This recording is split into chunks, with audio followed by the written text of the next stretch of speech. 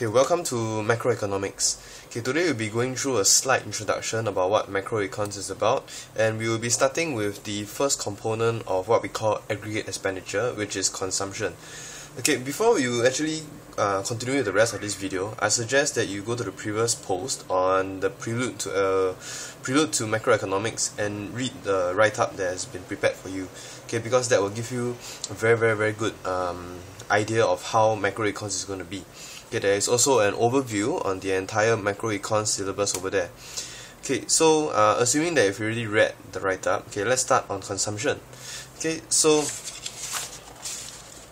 when we read the newspapers, when we go to Wikipedia and we research on certain countries, okay, you will see this term called GDP.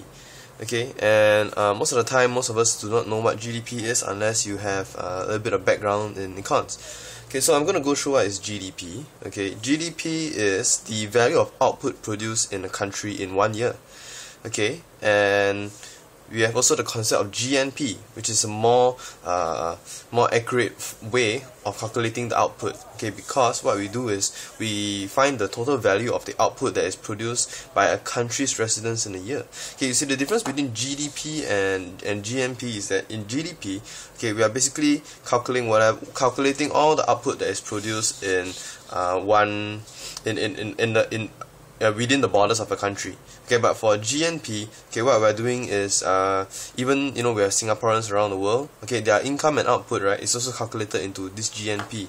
Okay, and GNP, okay, is basically GDP plus net income. So what is net income? Net income is income from the rest of the world less payments to the rest of the world. We pay foreigners, right? Okay, so income for the rest of the world is basically our citizens overseas. They are earning money as well, businesses, etc.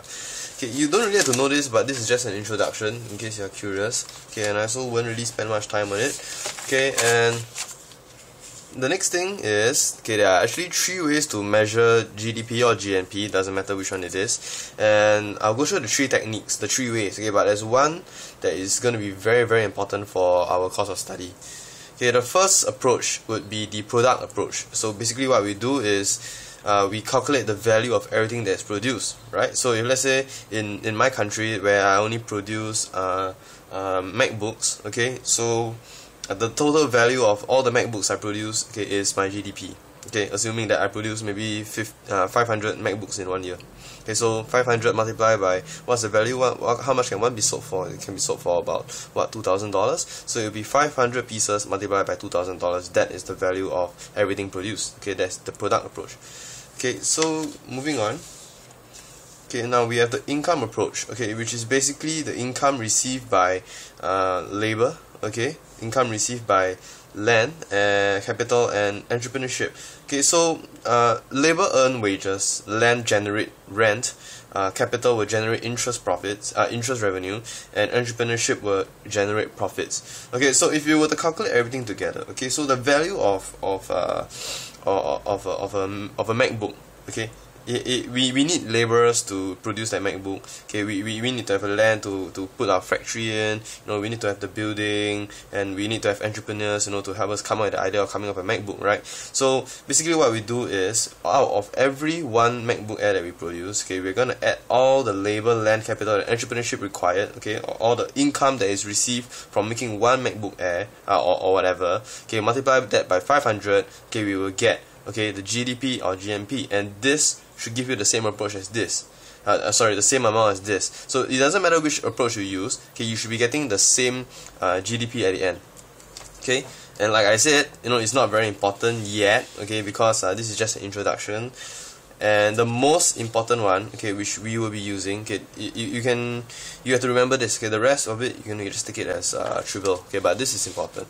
Now, the expenditure approach to measuring GDP, okay, is basically achieved by adding up all the expenditure by households, firms, the government, as well as the foreign sector. Okay, so household spending, our consumption, firms investment, government spending, and in the foreign sector, we are talking about exports and imports. Okay, so this is how, okay, we are going to calculate GDP. Okay, alright, now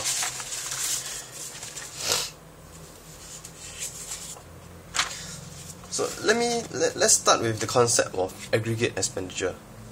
Okay, aggregate expenditure, or short form like what we like to call AE, okay, is actually the sum of all the expenditure resulting from households, okay, which we would denote as C, big letter C, okay, firms' investments, which is denoted by big letter I,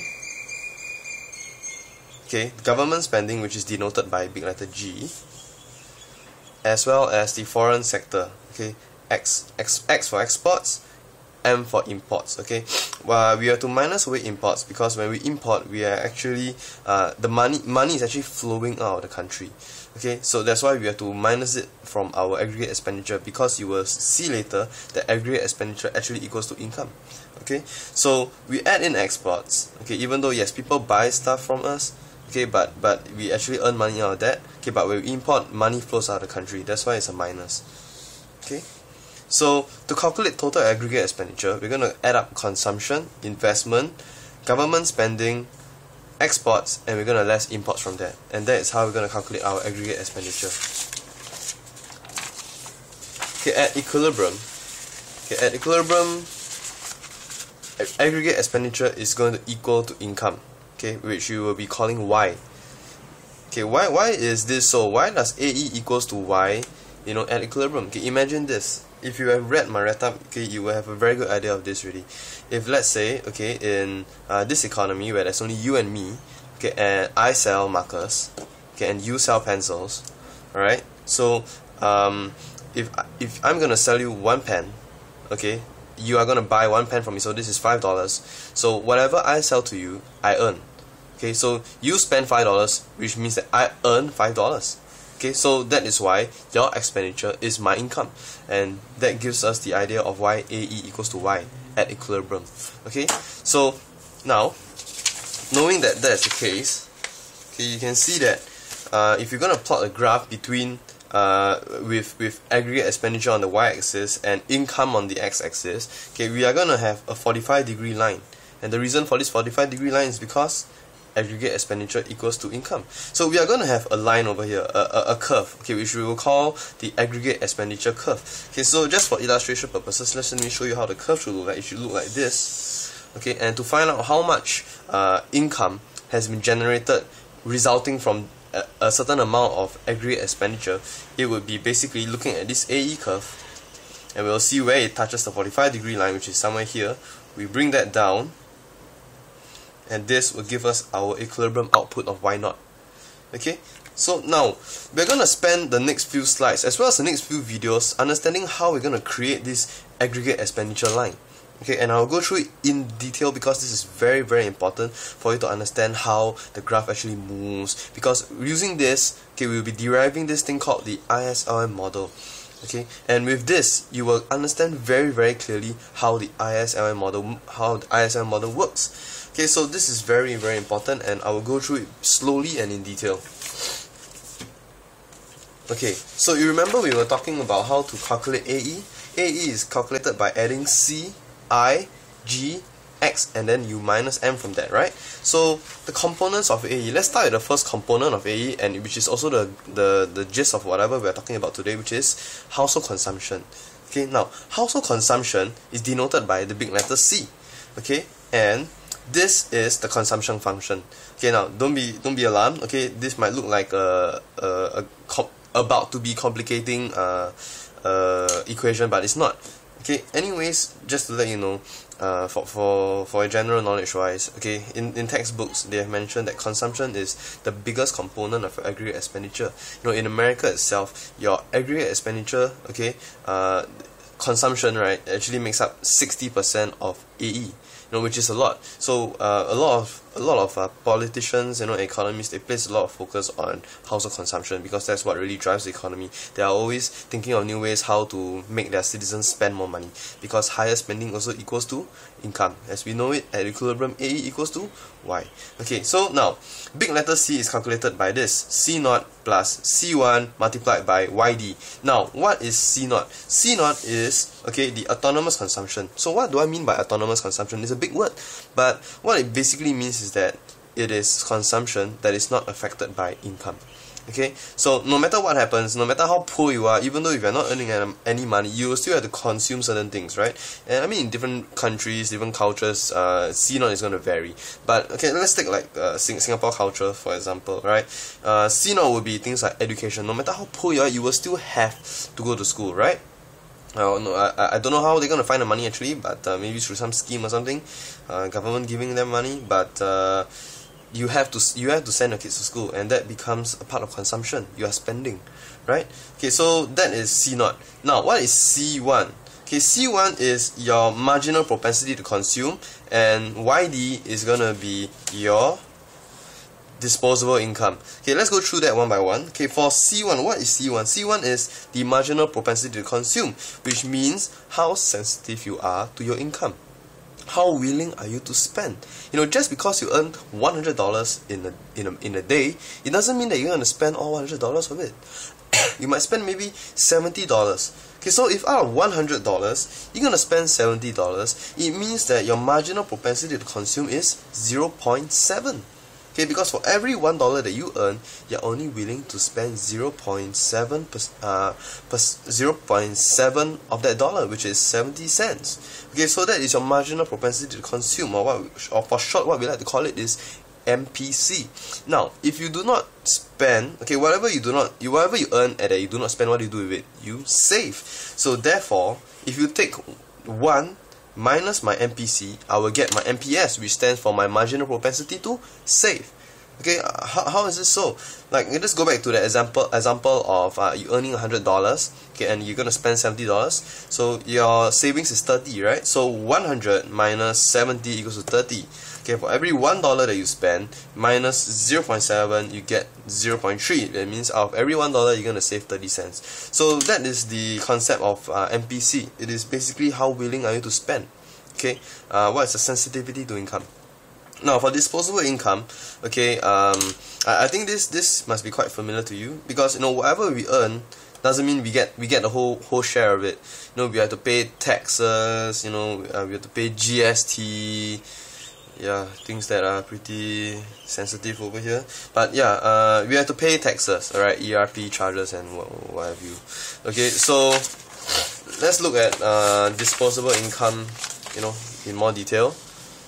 Okay, so assuming that in this economy, alright, okay, we have to pay taxes, alright, so my disposable income is gonna be my money income, okay, which is Y, okay, Y over here, see, okay, less my taxes, plus transfers. Transfers is basically any money that the government has given to me. You know, sometimes the government is in a very good mood and tends to give you like a growth stimuli package or something. You know, and there's like cash that actually comes to you. Yeah, the government actually gives us cash. Okay, so yeah, that is transfers. Okay, but this is not important at this point in time. Okay, we'll be going through this. Okay, when we're doing tutorials and stuff, because this is very flexible. Okay, talking about flexibility. Okay, when you're learning macroeconomics, okay, you're gonna encounter a lot of equations. But once you see these equations, please do not memorize these equations. But instead, you're gonna memorize and understand how the many components work. Because, you know, like how we experience in microecons, we need to be flexible in our thinking. We need to change the model many times in regards to the question. Okay, so be very flexible. Whatever I'm teaching you now is in detail. Okay, is really in detail in the sense that I think of the worst case scenario kind of questions that will include almost every damn thing that the examiner can think of to test you. So that's why I'm teaching that to you. Okay, but if the question doesn't state anything about, you know, such complicating things, you know, don't use it. You know, you only use it when the question states so. Okay, so continuing. All right. So for taxes, right? Okay, there are two types of taxes that we are going to encounter. Okay, it's either a lump sum tax, which is T, basically means that it doesn't matter how much you're earning, the government is going to take $5,000 from you each month. It's a bit high. Okay, yeah, it's going to take $5,000 from you. Okay, lump sum. Okay, and for proportional tax, okay, it's gonna be like, for example, if you earn $100 or whatever, I'll just take 20% of your income. So it doesn't matter how much you earn, I'm gonna take 20% from your income. Okay, so that's denoted by a small letter t. Lump sum is by a big letter T. So the total number of proportional taxes that I'm gonna take as a government from my citizens, okay, is going to be small letter t, which is a percentage, okay, multiplied by the total income, right? How much you are earning. It makes sense, right? So let's say my proportional tax is 20% of your income, and if you're gonna earn $100, that means I should take $20 from you, right? So that's $100 multiplied by 20%, that's $20. Okay, so that is why it has to be YT, Y small letter t. Okay, so now for lump sum tax, okay, the consumption equation would look like this: C0 plus C1, and then you put your disposable income there. So my disposable income will be my income less my taxes. That's why it's Y minus T. It looks very simple, huh? Okay. Now, one thing, if the question or any okay, the question doesn't state what kind of taxes that the economy is imposing on, you can choose to assume that, you know, it is a lump sum tax. It actually makes things easier for you, okay, because proportional tax is a little slightly more confusing. Okay, it will be C0 plus C1 multiplied by your disposable income, which is your total income minus the taxes, Y minus YT. Okay, but you can further simplify this into this, which makes it look even much simpler. You factorize the Y outside, and you get this. Okay, alright, now moving on to more detailed stuff. Okay, in some countries, you know, the rich and poor divide is actually pretty huge. You know, in Singapore itself, where 15% of the population are millionaires, okay, we actually have the second largest income gap between the rich and the poor. Okay, that is Singapore for you. Okay, so we have the rich and poor divide, and obviously the way rich people handle their money and the way poor people handle their money is going to be very different. Okay, so let's look at the marginal propensity to consume for both the poor people and the rich people. Okay, now on the left side, okay, I have got the MPC for the poor people, so I've denoted it with a superscript P, and on the right side, okay, I have the MPC for the rich people, which I will denote with C1, and on top I'm going to put an R over there to stand for rich. Okay, so in general, okay, the poor people's consumption, the marginal propensity to consume, will be larger than the rich people. Now think about it. Okay, if I'm poor, I'm gonna need to spend most of my income, you know, satisfying my needs, right? Okay, so that's why I will spend the bigger proportion of my income as compared to rich people. You know, I mean, this is in general. This is a general assumption. You know, some rich people just splurge as if there's no tomorrow. Okay, but in general, rich people are not like that. You know, they invest a lot of their money. That's why they save a lot, and that is why the marginal propensity to consume is low. Okay, all right. Now, assuming okay that the rich people make up alpha percent of the population. Okay, so if I'm gonna draw like a little what have you, a pie diagram, okay, and this is representing the whole population. Okay, alpha is only a small amount of the population that are rich people. Okay, the rest of them are poor. Okay, all right. Now, so naturally, how many percent of the population is going to be poor? It's going to be 1 minus alpha percent. Okay, so let's look at their income related spending. Okay, for our rich people, okay, it's going to be their MPC multiplied by their disposable income. Okay, but since we know that alpha percent of the population are rich, so that means alpha percent is the rich people are earning alpha percent of the income. Okay, the total income earned by the economy, alpha percent goes to the rich, right? Okay, so that means this is what we have. We have alpha Y minus T, the total income minus the taxes in the case of a lump sum tax. And for the poor, you just got to replace this alpha with 1 minus alpha. Okay, now, so I'm going to combine these two together, and I'm going to come out with the entire C equation in the case of a lump sum tax. C0 is going to be the same for both the rich and poor, because it doesn't matter how, remember, okay, it doesn't matter how rich you are or how poor you are, you still have to spend on certain things like education, right? It doesn't matter how rich you are. Okay, so C0 is going to be the same for both the poor people as well as the rich people. Okay, and you're going to just put this over here and put that over here, just add them together, that's it. Okay, then for proportionate taxes, alright, okay, where the rich is okay, this is their income related spending. Okay, you have your MPC multiplied by 1 minus T. Okay, we saw this earlier down here. See? we want to make things easier for us, right? So that's why you just got to put the alpha here. Can you imagine that if I didn't simplify it, I will have so many alphas all over the place, right? I mean, I will have an alpha in front of this guy, and it's going to look very confusing. So that was why I actually factorized a y out. So I just need to have this, okay, alpha multiplied by y, okay, and yeah, the taxes, okay.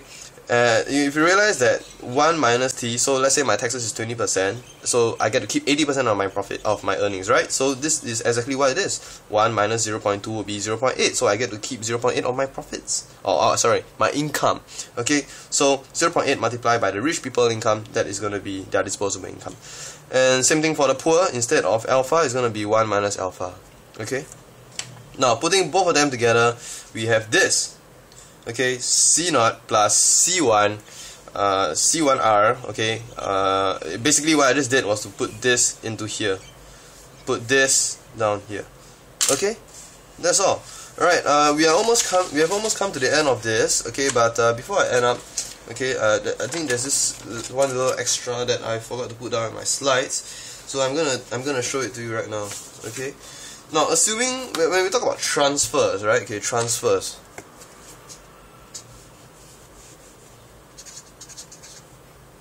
okay, transfers.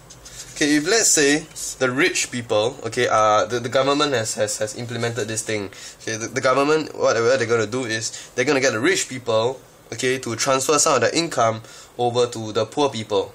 Okay, so basically, you know what's gonna, okay, this is my original consumption equation, right? Okay, just give me some time to write it out. Okay, plus C1.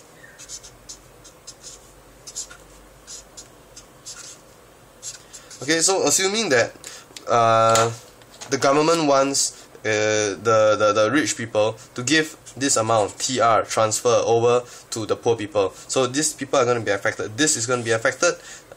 This is going to be affected. Okay, so what's going to happen? Okay, so what's going to happen is basically this. Okay, we have C1. Okay, we just leave this entire entity out, okay, because you know it's got to do with the disposable income. So we just got to focus on the disposable income part. Okay, so this is my taxes.